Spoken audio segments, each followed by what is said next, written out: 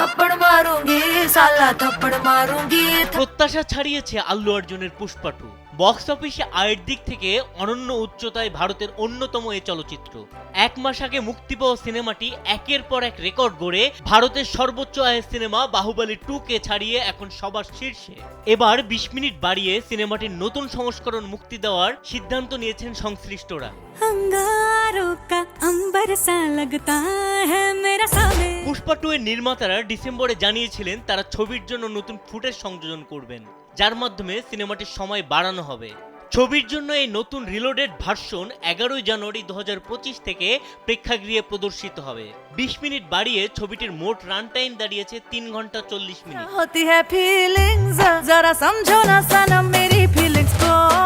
নতুন ফুটেজের মাধ্যমে দর্শকদের কাছে ছবির অভিজ্ঞতা আরো একদম নতুন হবে।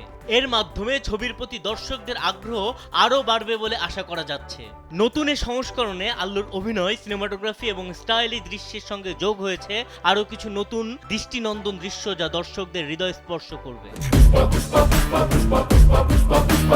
ভারতীয় কোন ছবির মধ্যে সর্বোচ্চ আয় এখন পুষ্পা 2 এর। 32 দিনে সিনেমাটি ভারতে 1438 কোটি রুপি আয় করেছে। অন্যদিকে বাহুবলী 2 এর আয় 1416 কোটি রুপি। তবে বিশ্বব্যাপী সর্বোচ্চ আয়ের রেকর্ড এখনো আমির খানের দাঙ্গালের দখলে। আমির খান অভিনীত দাঙ্গাল ভারতে মাত্র 535 কোটি রুপি আয় করলেও বিশ্বজুড়ে 2000 কোটি রুপি আয় করেছিল।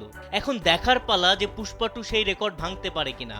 সিনেমার রিলোডেড ভার্সন কি আরো একবার ইতিহাস সৃষ্টি করতে পারবে কিনা তা দেখার অপেক্ষায় সিনেপ্রেমীরা। সুকুমার পরিচালিত পুষ্পা 2-তে পুষ্পার ভূমিকায় অভিনয় করেছেন আল্লু অর্জুন। আরও রয়েছে রশ্মিকা মান্দানা, ফাহাদ ফাসিল।